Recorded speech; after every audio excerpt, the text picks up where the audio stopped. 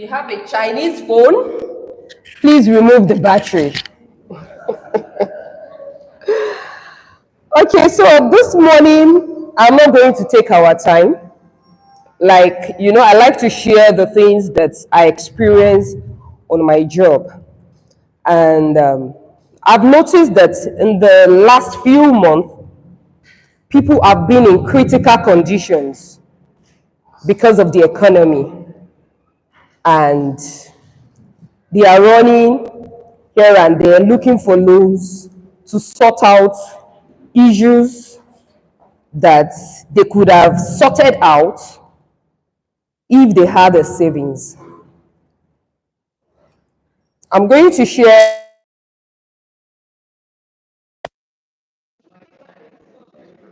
That's easier, man. Your phone. That's use it. That's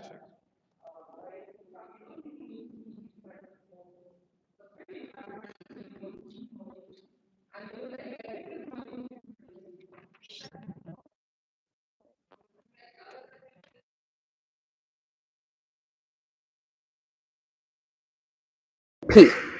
So we have that product, and this man called me and he said he has a very close family friend that wants to japa and he needs 2.5 million, that we should do a transaction for him. And I said, we don't do such transactions, but we have this.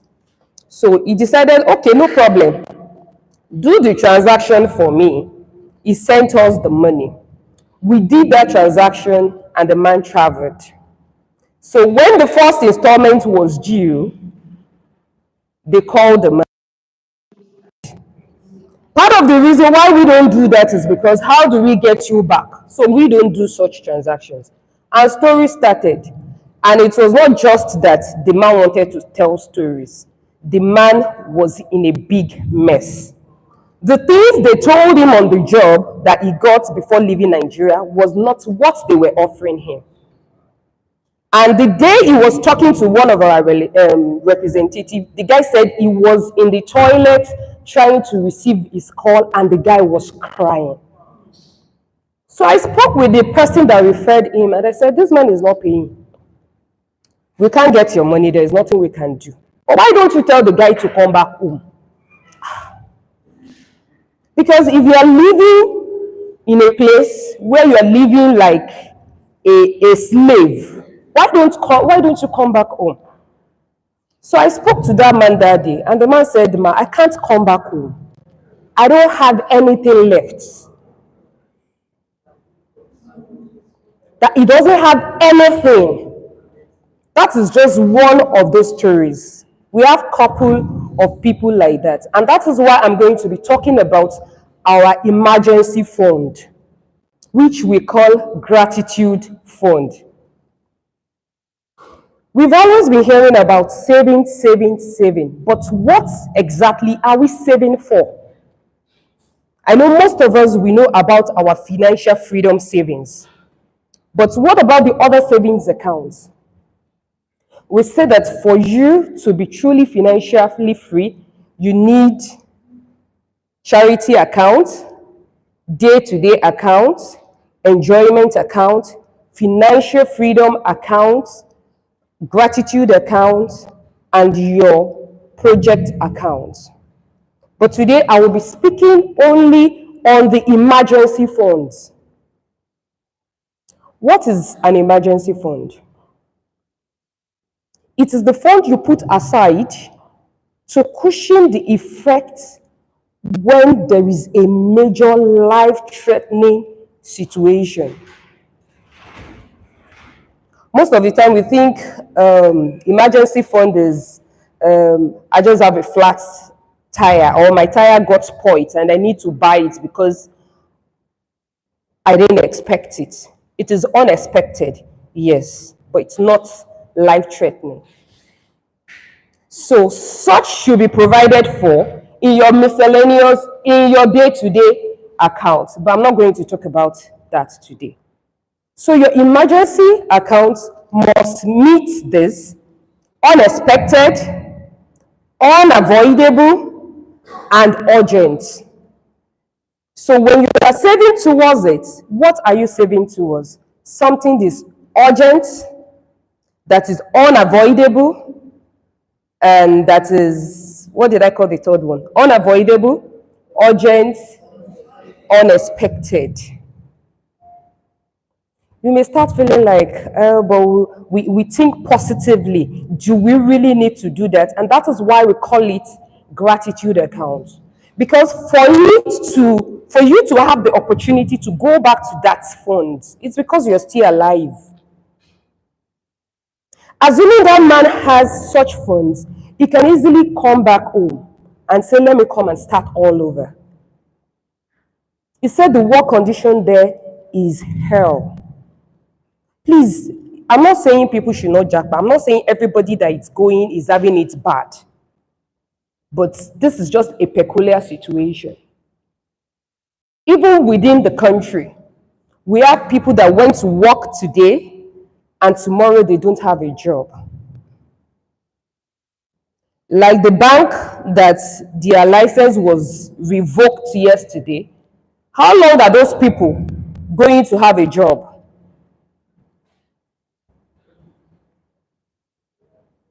So what is an emergency fund? Or how much are you expected to keep for your emergency fund? This is personal financing and you have to determine it by yourself. But it is advisable you make it between 6 to 12 months of your regular expenses. 6 to 12 months of your regular expenses. For example, if you earn, let's just say 100,000 naira. Okay, from my business, I pay myself 100,000 naira. My normal regular expenses is 50,000 naira. You know, your regular expenses, feeding, transportation, a little bit of, what's it called? Your miscellaneous, your budget for your rent and co. So minimum 6 to 12 months.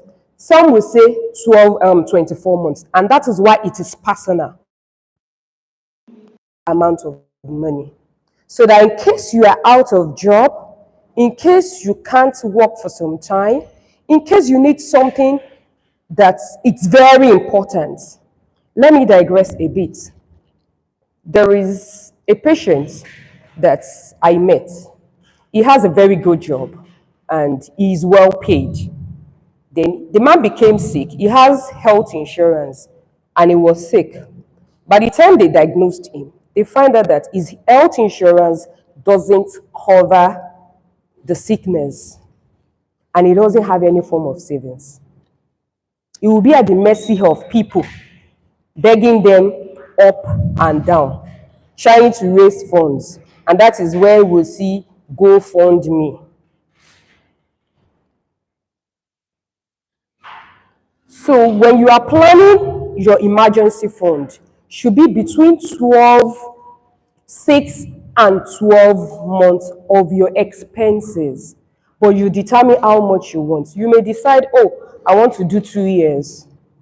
Oh no, I'm fine with 3 months because my financial freedom account is doing very well. As a beginner, you can't say, I'm not going to work with one. We can get to a point that our normal savings can take care of everything. But if you are starting, if you want to keep your financial savings, financial freedom account savings safe, you need it. Now, don't try to like, oh, I have to save 1 million naira and you are overwhelmed. You have to give it time. So I'm going to talk about 6 steps towards building your gratitude account. Number 1, set a target. How much do you want to save? How much do I need? I need 10 million naira. Then set another target. Divide it. Okay, from how much I'm earning, I can be able to 1,000 naira every month towards this purpose. I can save 50,000 naira. Or right now, I can't even save more than 10,000 naira. But I know I'm going to 10 million naira. Have a target. And once your money is coming in, start keeping it aside for that purpose. So you first know how much you want to save, Then you break it down to how much do I have to save per time. The next one is okay to start low. Let's just use 1 year for an example. Usually it takes longer than 1 year. Let's assume you want to save for 1 year, you want to save 1.2, and you divide it is 100,000. You don't have to start with 100,000 immediately because you may not have it at that time. But because of that, don't say I won't start. Start with 20,000. Start anyhow, but make sure you start. Every single, okay, don't let me exaggerate. A lot of people that assuming they have emergency funds, their business will not collapse. Their health will not collapse. You know, there are some people that when you see their call, you know that what this person wants is money. Am I right? Once you see their message, even if they greet you today and they don't say anything, you know tomorrow they are going to say something. And we don't want such people around us. So it's okay to start low. And when are you supposed to start? If you have not started, start now. We don't pray for emergencies, but it's important we have them. And when they don't happen, who owns the money? It's you. So the best time to start, if you don't have one, is to start now. Oh, but it's going to take me 5 years to build. It's going to take me 4 years to build. Is it not better than not starting at all? Because we've been hearing saving, saving, saving, but what are we saving for? Number 4, focus on building upward. When you start low, keep increasing it.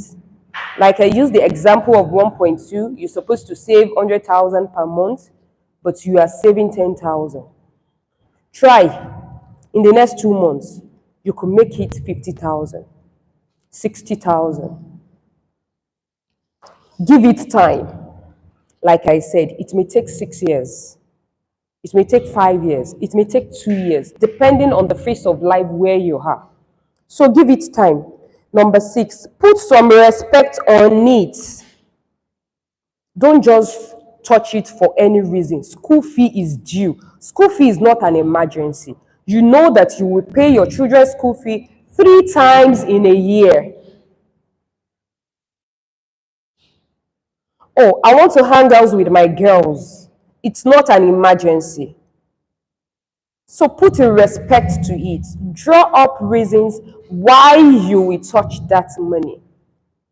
Now, where do you keep the money?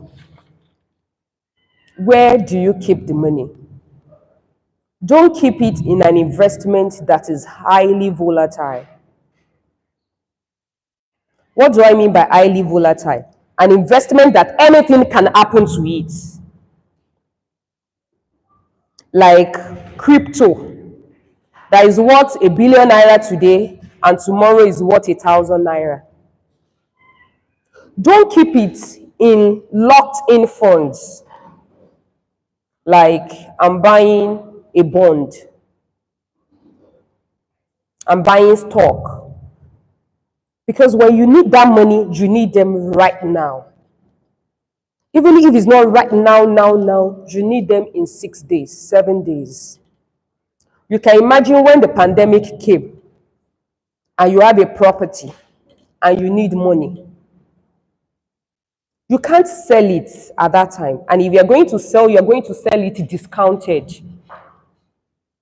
So don't put it in a lock fund. Don't put it where it's highly volatile. Make sure the investment is liquid at all time.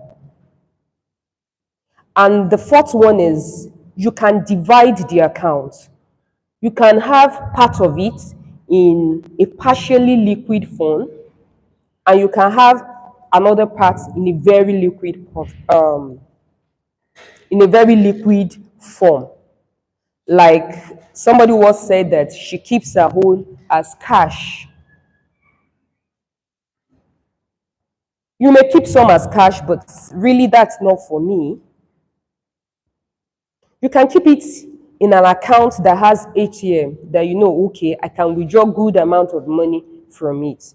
You can keep it in an account that, okay, you have even an app to it, but you know that two of us need to sign in, myself and my wife, and we are not taking money out of it.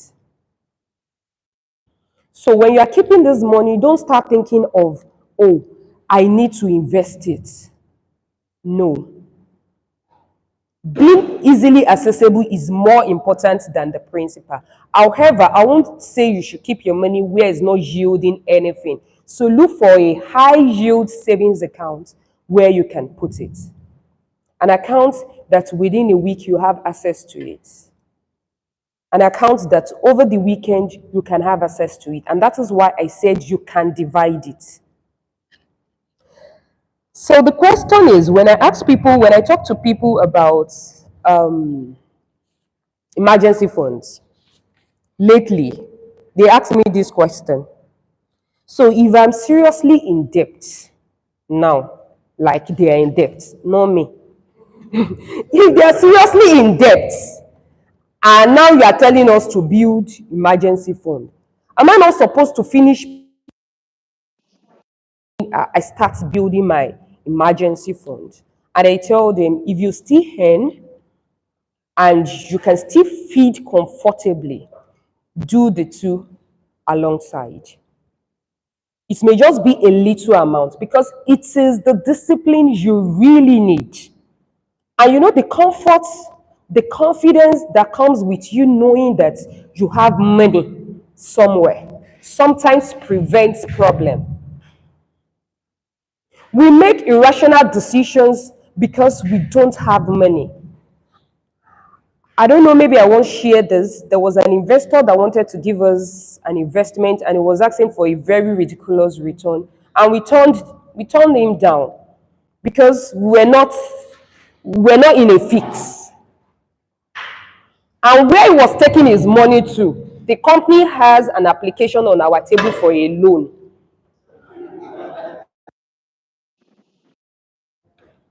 And he was showing me the offer. This is it. This is what they are offering me here. I wish I could tell him. But so please, as much as possible, make the two. Then someone will say that, is it not better for me to invest the money, continue my investment before I start doing my emergency funds? Investments do go bad at times. So you can imagine if you do an investment and it goes bad and you lose all your emergency funds.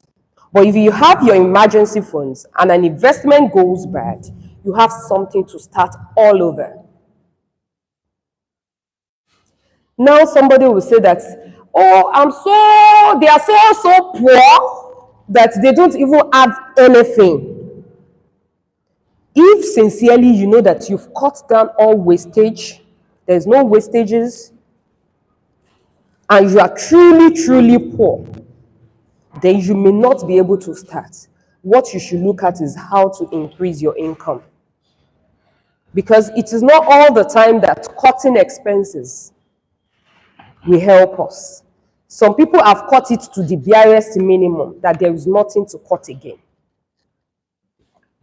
So for somebody that is in such position that there is nothing to cut again, then what you should concentrate on is, how do I improve my source of income? There was a seminar that Dr. Lamitori had some times ago that spoke about multiple streams of income. At this time, we have to start looking at it.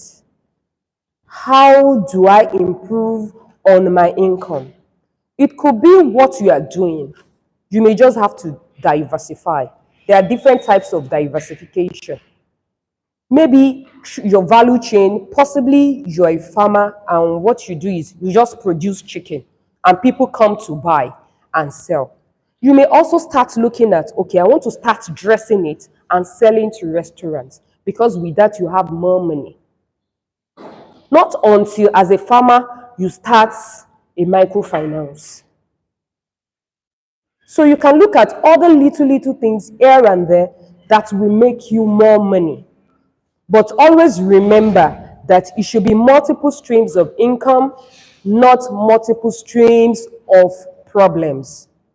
Because when a particular business cannot run to a large extent by itself, and you start another one, you'll find out that you will have headache.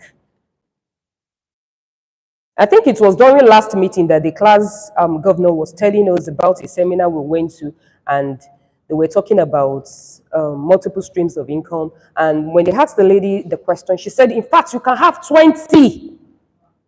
And this is somebody that I'm not sure she has really managed one properly. All through the seminar, she was busy. One call, one chat, I'm sure you don't want to live that kind of life. When we see Dr. Lamitoye here, he sits down and listens. Like he was talking last seminar, was it last seminar, that he said, alert is disturbance, that he will just mute it. He's not the one that needs to confirm all transactions. So I'm going to leave you with this word. If you don't have your emergency funds, please and please start today. It is never too late. Thank you. Thank you. Please let me quickly get the citation of our speaker today. Today is a special day because we have a special guest to talk to us on developing the culture of excellence. Our speaker today is an exceptional medical professional, social entrepreneur, and business coach. He has dedicated himself to providing patient-centric medical solutions within his field of practice. With a medical degree from the University of Ibadan and the University College Hospital, he possesses a strong educational foundation. Furthermore, he has obtained certifications in leadership and management in global health, project management in global health from the University of Washington, and health financing policies for universal health coverage from the World Health Organization. Apart from his medical expertise, he is a renowned speaker and a certified business coach. He is a fellow of the Chartered Institute of Mentoring and Coaching of Nigeria. Driven by his philanthropic spirit, he organizes health gatherings specifically tailored for pregnant women in order to raise their awareness and educate expectant mothers on pregnancy and related medical issues. It's very long, I'm just skipping.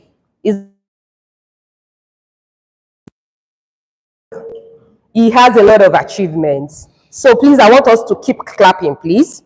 Currently, he serves as the medical, okay, you may not be able to hear if you clap. Currently, he serves as the medical director and CEO of Cylon Group of Hospitals, an urban secondary healthcare facility located in Lagos. Is a pivotal leadership role, assumes the pivotal leadership role. In this capacity, he ensures the delivery of high-quality healthcare service to the community and oversees the operational aspect of the hospital. Beyond his role in the hospital, he is the co-founder of Accessible Care for Everyone initiative. This initiative, established in 2014, emerged from his strong desire to much needed medical service and personnel and regular Nigerians. He is a multifaceted individual who has combined his medical expertise, philanthropic endeavors, and leadership skills to make significant impact with with a passion for both healthcare and personal development. He is a compelling facilitator of business and training, capable of imparting valuable knowledge and inspiring individuals to reach their full potential. Join me as I welcome Dr. Gbolahan Adebayo Yusuf. Thank you, sir. Thanks for coming. Good morning. Good morning. Good morning. Thank you very much. Please, let's have a seat. Can you all hear me at the back? Can you hear me at the back? Okay. All right, good morning, and thank you for having me here. I'm so glad to be here. The last time I was here, I'm sure it's much more than 5 years. Now, I'm not sure if it was this hall or the one at. Did you ever hold any seminar at Ososami? Yeah, so I think it might have been at Ososami, and I'm so happy to be here. I like Ibadan. I like coming to Ibadan. Yeah, so please, all protocols duly observed, and we always appreciate our president who brought this initiative together and has seen each and every one of us rise through the ranks, hitting our goals day after day, month after month, year after year. Like we say, I may not be where I want to be, but I'm no longer where I used to. Am I right? Okay, so let's start. We're talking about culture of excellence in business. And the first question we want to ask is, what is culture? I want to ask myself that question. The answer that came to my mind, I'm sure, was from social studies, which is what? The way of life. And that's what 110 Academy is all about. We're all trying to shape a way of living, a way of doing things, especially first our life, the way we conduct our life. Dr. Lamto says that almost every time. And when you look at 110 Academy and our values, they're actually things that come together to shape a way of life for us. Also, a way of doing things in our business. Excellence is the quality of being extremely good. How many of us have read the book? Has talked about that book before. Good to great. Yes, and that's where it tells us that the enemy of great is what? Is good. I'm good enough will deprive you or prevent you from attaining greatness. You know that. It's good to look at where you are and be appreciative, be grateful for where you are. But we don't believe you should be where you should remain where you are. So when you say, well, at least if I compare myself with my neighbor, if I compare myself with my friends, I'm doing better. I'm good enough. If we come to you and tell you that you need to be better than this, it might affect the drive that you can generate. Do you understand what I'm saying? So, but what we go for and what we're talking about is the quality of being extremely good. You got into good, and then you know there is more. Now, I like to start with this because it is important. I wanted to ask questions, but I know that I don't want to disturb you guys because I wanted to ask how many of us, and I know a good number of us in our businesses, we have our visions, we have our mission statement, we have our objectives. Am I right? Am I right?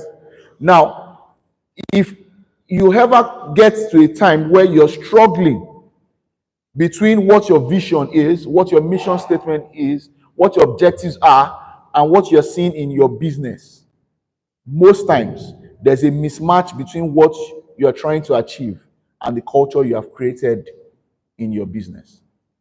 That's why it said culture eats strategy for breakfast, lunch, and dinner. Because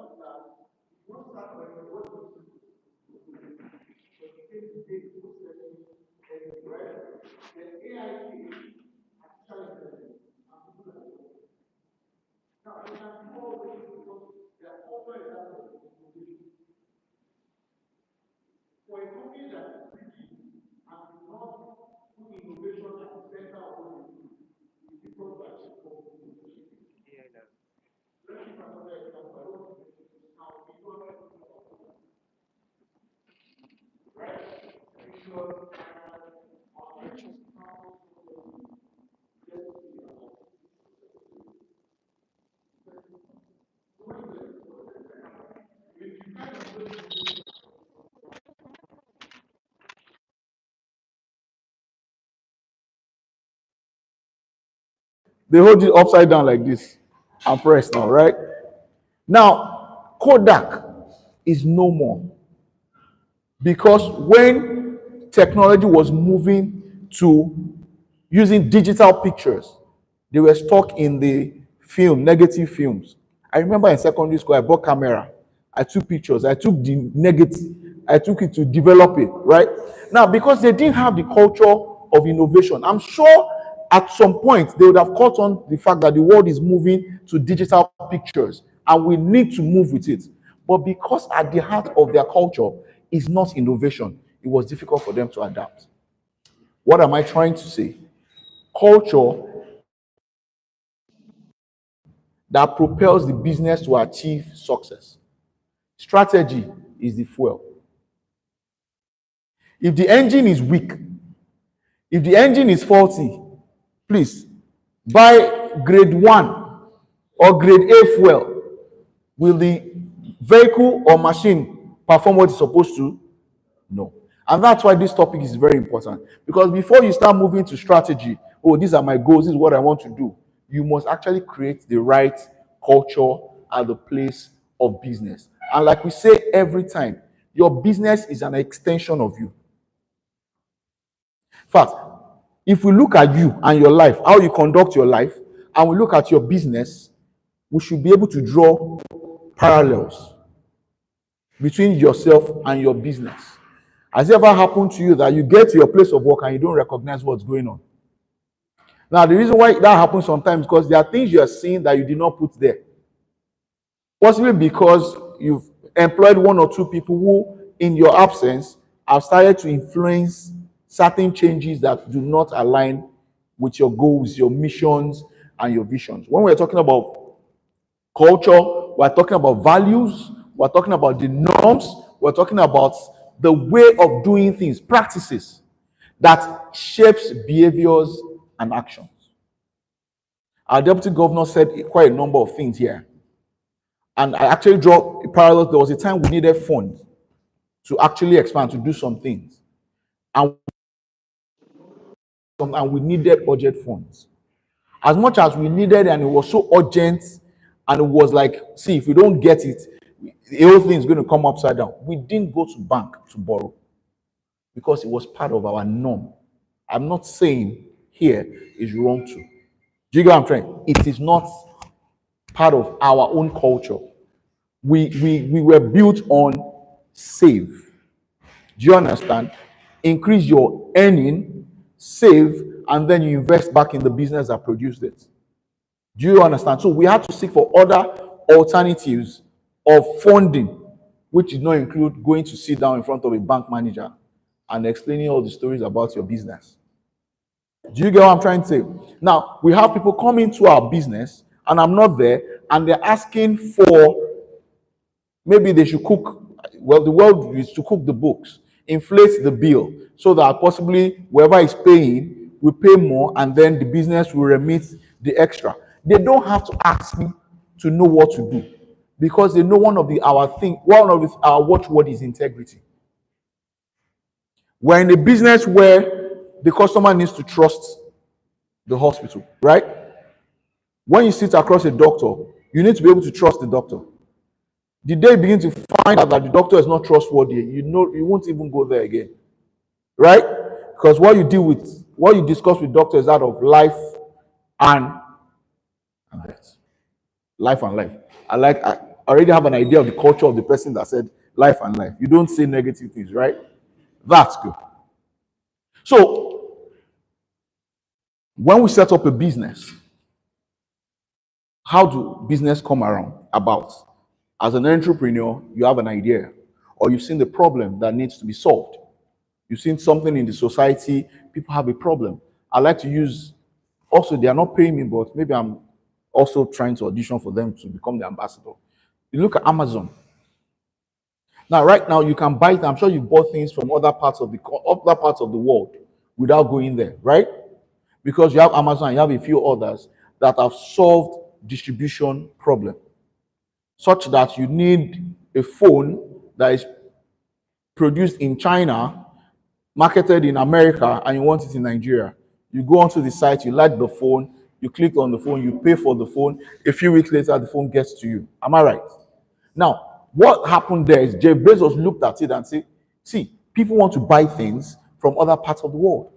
People want to feel, there's a feeling that comes when you use something some other people in another country uses without having to travel to that place. And that's an idea. And then I'm sure they've gone and said, how do we solve this problem? Now, when you have an idea, when you come up with a solution, you need to set up a structure as a vehicle that delivers that solution. I'm a customer, I need to buy a phone, but I don't want to buy the phone in Nigeria. I want to buy it in America. So that's a problem that I have. That's a question I'm answering.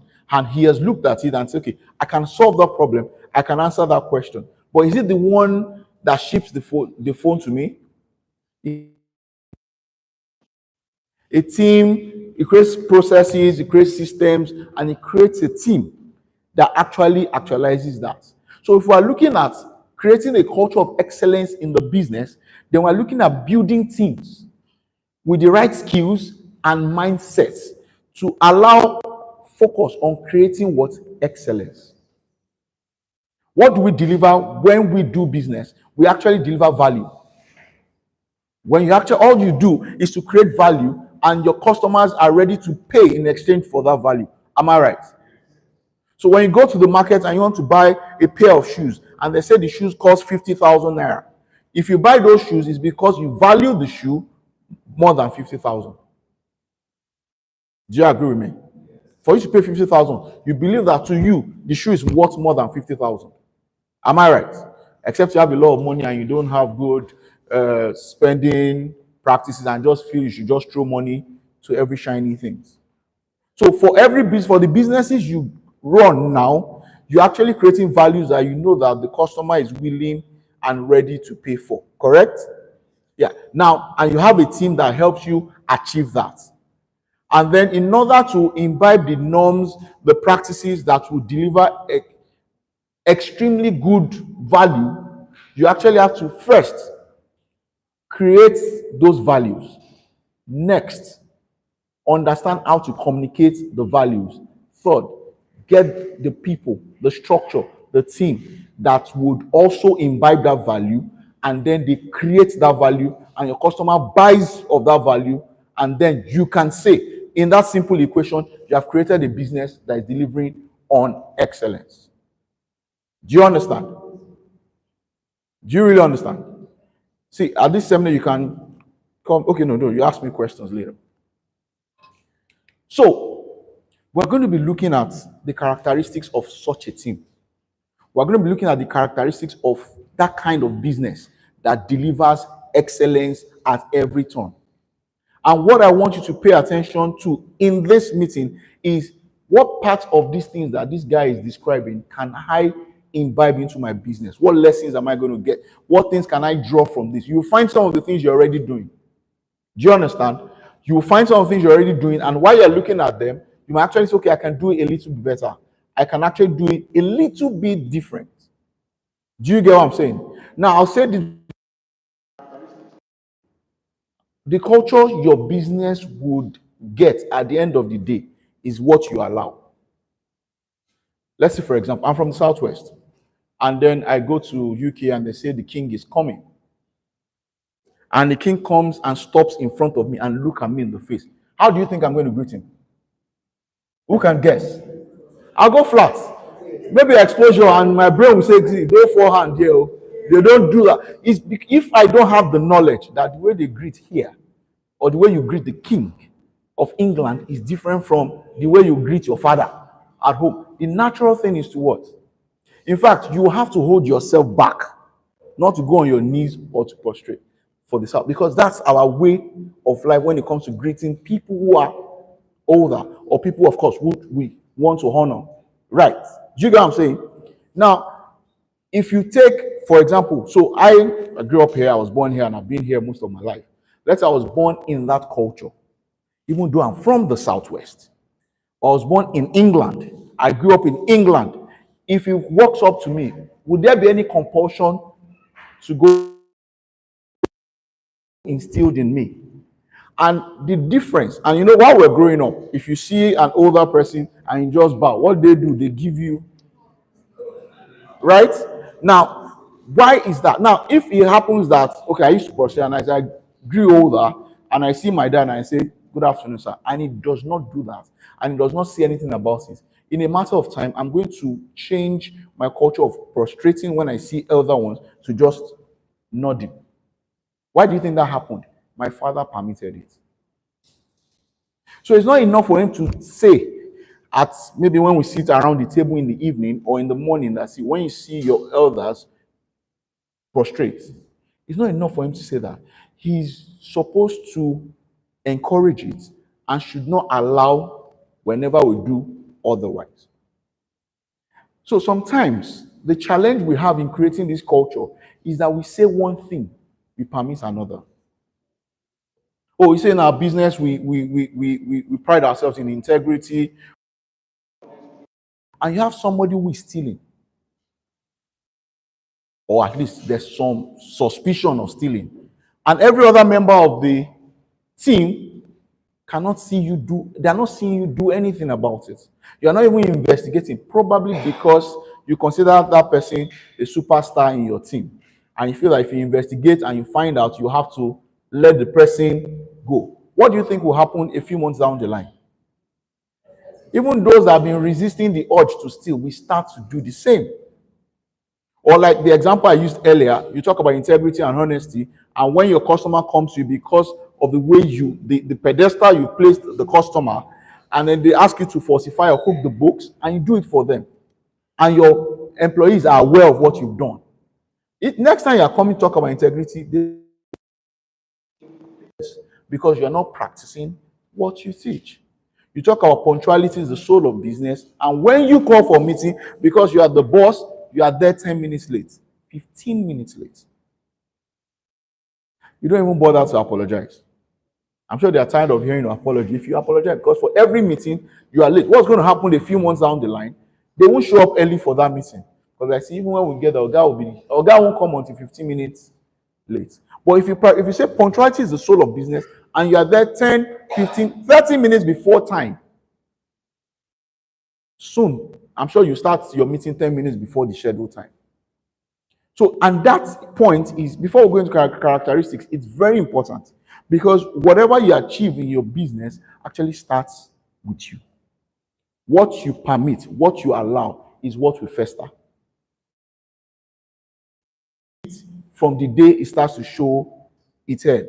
Do you get what I'm saying? So now let's go on to characteristics of those kind of teams. Now, I said strategy, culture. When we talk about those things, we talk about vision, we talk about missions, we talk about objectives. You understand? When you're setting up a business, when you're thinking of an idea, and then you're thinking of solving a problem. Now, setting up a business to generate income is one of the reasons why you set up businesses, right? To make money. But then you should look at making beyond money. You should look at what problem am I actually going to solve? To what level am I solving that problem? I talked about Amazon, and I would like to say that I always like to say anywhere I go, the extent to which the amount of income you can generate from your business is dependent on a lot of factors, but I'll mention two. One is, how many people are you solving the problem for? If I'm solving a problem that it's only the problem of 20 people, and I'm solving a problem that's the problem of 1,000 people, who will generate more income? A guy with 1,000. I mean, Jeff Bezos at different times have become was the richest man in the world because he was solving a global problem. The whole world was buying from him. That's one. Number two is, and this is, I'll try to explain it. The ease with which people can enter into your industry will increase the number of chances of you having competitors. You know that, right? If your business is what any Tom, Dick, and Harry can do, then you're going to have a lot of Tom, Dick, and Harrys as competitors. Do you understand? Okay, let me give you an example. Okay, so like people who say, like in retail, okay, I want to start selling, and that happened growing up. My mom, she did a lot of businesses. We did meal pepper, we did all those things. We sold gari, rice, and all that. But what you find out that most times, once you start, you open your shop and you start to sell, and you find, and people begin to say, no, this person is having customers because it was easy. All you need to have enough money to rent a shop. You don't need a shop. Just get table and then go buy the gari and all of that in wholesale quantity and sell. We found out that in a short time we were having competition. Do you understand what I'm trying to say? So if it's so easy for anybody to get into that industry, you most likely have competitors. Then the question is that, okay, what if that's what I can do, or that's what I have enough funds for? Then that means, and that's why you're here, and that's why you're learning this thing. It means that once you enter that industry, you must grow so fast. You must grow so fast that by the time they are thinking of what you're doing, you are way ahead of them, that even they come into that industry, you are here, they are there. They can't compete with you. I don't know if you get what I'm trying to say. So we have to be, so two things. That's the problem here. So when you are looking at what you're solving, look at it beyond that you're getting money. Leave that part. That's going to come. Look at the people you are solving the problem for and find out, to what level am I going to take this? In the fashion industry, you make garments, you design, you style, and you make garments. Now, if your conversations with your team is more about bottom line every time, the focus will move away from making quality garments to more about maximizing profits. And if you have high performance in your team, and which we're still going to talk about, soon they'll be tired of hearing about, we need to make more money. We need to make more money, because we're not putting in front of them something that is bigger than themselves. The fact that by making quality and beautiful garments, you can actually cure some people momentarily from depression. Right? Some people are depressed, all they do is to buy clothes. Yeah. And when they buy, you don't agree? Some people eat a lot when they are depressed. Some people just buy clothes, some people buy shoes. Am I yes or yes? Yeah. And then you know that even if it's momentarily, you are solving that problem. You are building people's self-esteem by the garments they wear.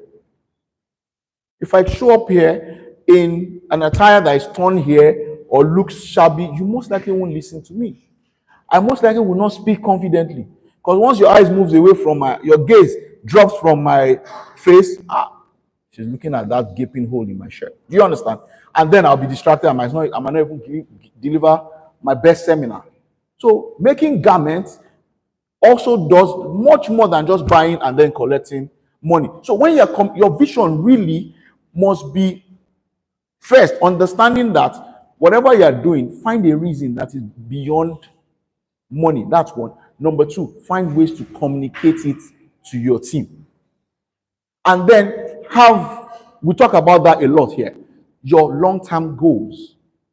What are your goals for the first year, 5 years, 10 years, 20 years, 50 years? You most likely will not communicate 10, 20, 50 to your team, except those that are closer to you. You might actually communicate maybe 1 year, 6 months, 1 year, 2, 3, 4, 5 years. How do you even know what your goals are? We know what we practice visualization, right? We do that. So you spend time thinking about my business as a world-class business. What would it look like? Sit down and start to envision it. Start to think about it. Sometimes you even go, people at the cutting edge of your business, people who are at the frontiers of your business, people that you want to look like. in 5 years. Businesses you want your business to look like in 10 years. You could have that, and that could feed you the right image to use when you are envisioning yourself. So you sit down, you start to visualize. When you visualize, you give your imagination work to do. And as you start to bring pictures, you start to understand, okay, this is what I want it to look like. That's what I want. You then document them. That forms like a roadmap of where you're going to. Now, if your goal, now let's look at an experience. So let's say, for example, you plan that in our business this year we want to make 500 million. And you are not naturally a high achiever, you're just someone who's just trying it. And it happens that by 1st of June, you already made 500 million. Because when you say 500 million, that's a lot. So you had drive, motivation, your team member, everybody was moving, and we've made 50, good, 100, 200. Once you hit 500, what happens? The drive will actually, because that was the goal. But if you had a goal, yes, 500 million, but beyond 500 million, I'm just using money, we can use different things. Beyond 500 million, we want to, with 500 million, it means that we're already in 20 states in Nigeria. But our goal is to be in all the states in Nigeria before we move to West Africa. If by 500 you're already in 20 states, the easiest way to keep the motivation going is that, if we could do 20 states in 6 months, that means that we could actually be in all the states in Nigeria by the end of the year. Am I right? Now, if you're able to communicate that to your high-performing team, they already have another goal in front of them to pursue. Do you understand it? What I'm trying to say right here is that when you're crafting your vision, don't craft it too small. That's one. Number two, let it be about the problems you are solving beyond the financial gains. Like I said, if your businesses are doing well in 20 states, you naturally will be making more money, right? Am I correct? Yeah. So, but let it be more about people, because it's easier to communicate that to your team than to communicate, I want more money. Yes or yes?